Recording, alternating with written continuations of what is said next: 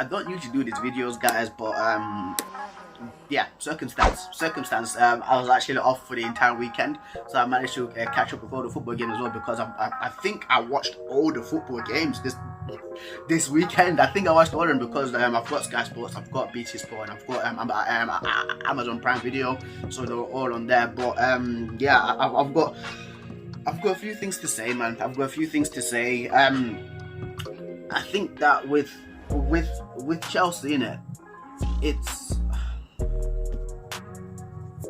I've got a few things to say. Like none of the top 6 teams won this week as well. Top 6 teams might as well be top 5. But yeah, and none of the top 6 teams won because Arsenal lost to Burnley, Man City and Man United drew with each other, Chelsea drew with Chelsea lost to Everton, Tottenham drew with Crystal Palace, and Liverpool drew with Fulham 1-1. But again, like when I was watching some of the games, like especially the Everton Chelsea one, like Chelsea were unlucky. They hit the post, like, I think like 2 times or 3 times from the Reece James free kick, and I forgot who else. I think it was Mason Mount that took a shot and hit the post as well and hit the crossbar. But yeah, like with Chelsea, I think that with them is they've been on a 17-game unbeaten run, right? And they've not played like. They've played like 2 decent teams in my opinion. That's Sevilla and Tottenham Hotspur, and they drew Tottenham and they beat Sevilla. But again, like some players, right, for Chelsea, and I know that my friend will be like, oh, like Lampard is still his first year in the job. He needs to get experience. He needs to get more players as well. The team's doing well. Don't get me wrong. The team's been they're doing well. But for me, right, there's one guy that's standing out. And he's kind of looking sus to me, but my friend again will defend him, and that's Kai Havertz. I think that with the injuries and with COVID, he's not been playing, but against Everton, that's when like he needs to show a little bit more of his class, because he was terrible that game, and maybe it's just me just looking into just had that one performance, but I am teasing my friend over this as well, because I'm like saying like Kai Havertz is hella sus, is this and that, but I think that he should start showing up. Lampard put him on the right wing. That's not where Kai Havertz for me is a terrific player. I think he's good in the number 10 position or even in the number 8, because that's what I've seen him play for Bayer Leverkusen. Top player. You just have to see how he actually like progresses on as well. The next game, Man City versus Man United. This game, right, I did a reaction to this. Of course, because I'm a Man United fan, and I did a reaction to this, and I was like, "What a boring game! Nothing happened there." Both of the teams were lacking in the passing department, in my opinion. De Bruyne and Bruno, they were off it. A lot of chances missed, and I think that both teams actually ruined the chat. Like they drop points as well, because now they've got like teams like Leicester, Southampton ahead of them.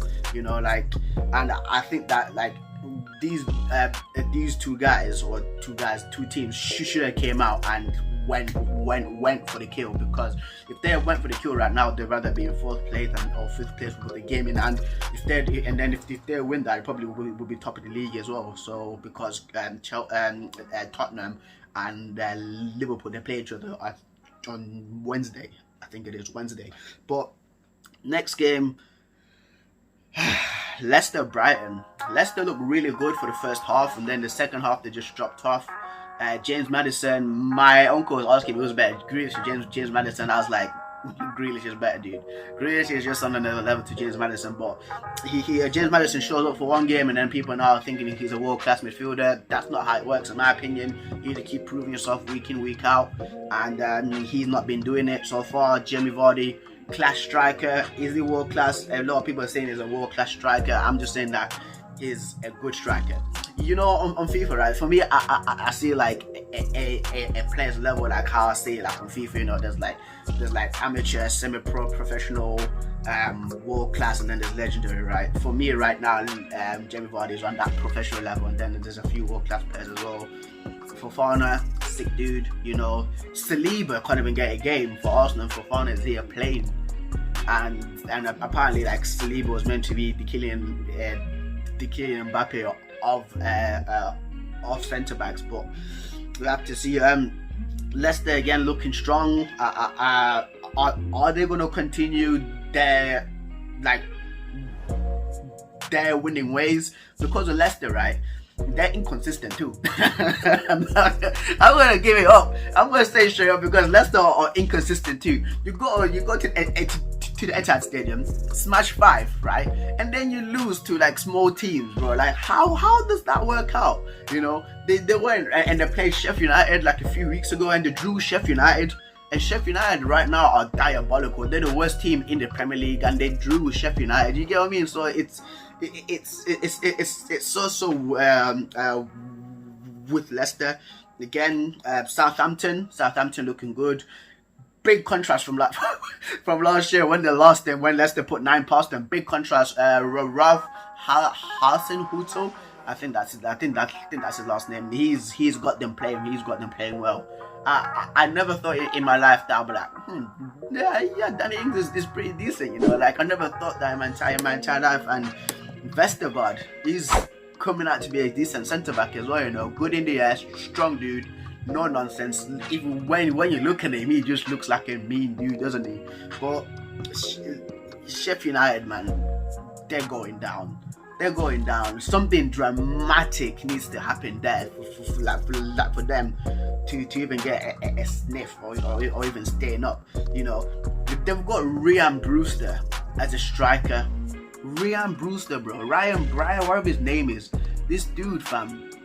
They try to compare him to Mason Greenwood, and this guy is not even like balling out for them. But again, just have to wait and see. The Crystal Palace Tottenham game, right? This game, dude, like, I think Guaita turned into Iker Casillas. Seriously, like, I was watching that game as well. I was like, whoa, like the saves this guy was doing. Then he concedes a terrible goal like that against Harry Kane, and then you look at it and you're like, your team could have won that game if you just didn't make that one mistake, and if you just kept it, like, if you just kept it clean the entire game, your team could have won that, because your performances, like, throughout that span of the game, and I think you got man of the match. That save against Eric Dyer, bro, like watch him next week be absolutely diabolical. Like, this is how inconsistent some players are in the Premier League, man. But so we'll just have to see in like tomorrow. I think Crystal Palace play out on Tuesday or Wednesday. Fulham, Liverpool shot lost that game 2-1. Fulham had their penalty wrongfully not given to them. That was a penalty. Fabinho came out and took out this one dude. I forgot his name, but he came and took him out, and I was like, yo, that's a penalty. And my friend goes, oh yeah, VAR favors Man United and Liverpool. I'm like, hey, you support Chelsea as well. It favors you as well, my friend. So I don't know what you're talking about here, but for me, right, VAR works. VAR does work because, again, like we got the penalty against Man City and it was offside.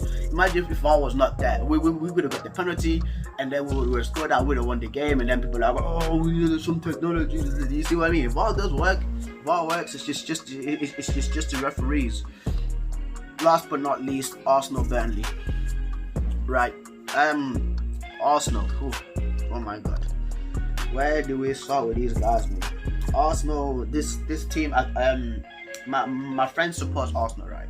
Crystal, if you're watching this, he supports Arsenal. We're coming back from the gym, and I was like, bro, you know you guys are screwed if Aubameyang is not slapping goals in for you guys, right? You know you're dead in the water, innit? And he's like, yeah. And I think that he didn't like believe me, but look what's happening now.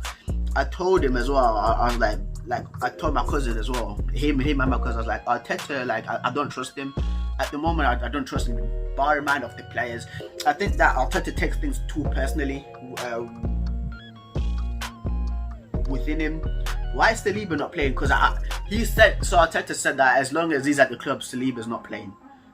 You need Saliba to play, fam, because you've got Rob Holding playing centre back and he's absolutely terrible. Why is Cedric not playing? You've got Hector Bellerin conceding stupid free kicks, right?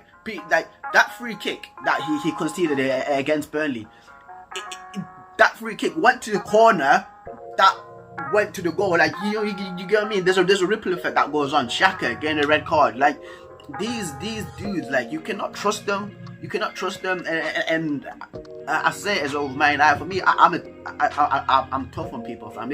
If players like that keep making mistakes like that, bro, like, just get them out and give chances to Saliba. Why? And also, obviously, we know why Mesut also not playing, because the thing is he said about what's happening in China, but it's all a mess out there, you know. And for me, I will keep saying it. Ole, Arteta, Lampard, all these guys, right? For me, I don't think that they've not got the experience enough to coach teams like Chelsea, Man United, and Arsenal. It's honestly not, and there's not a lot of good managers out there, so we just have to deal with it, you know. Because for me, again, the best manager in the world is Jurgen Klopp. But I feel for Arsenal fans, you know. I do feel for Arsenal fans. I feel for some Arsenal fans, and then then the other ones who mock Man United, who when we went out to Istanbul by six here, they're the ones that I mock. But the other ones who are cool, and the other ones that don't say a lot of nonsense because they're not deluded. They're the ones that I feel sorry for. But guys, that's been the video. I know that I was just rambling for like 11 minutes, but it's just something that I had to come out and just speak about as well, because I do love football and I just love to talk about football as well, and sometimes debating it. But tell me how your team did down in the comments below as well. Tell me how your score prediction for the next game that your team is playing against. Tell me what your team is going to end up within the league.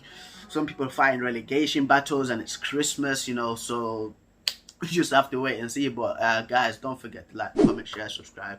I'm interested in reaction to the Premier League, and it's a madness, but we have to deal with it. We have to deal with it. The league is up for grabs, people. The league is up for grabs, and I'm signing out. Peace.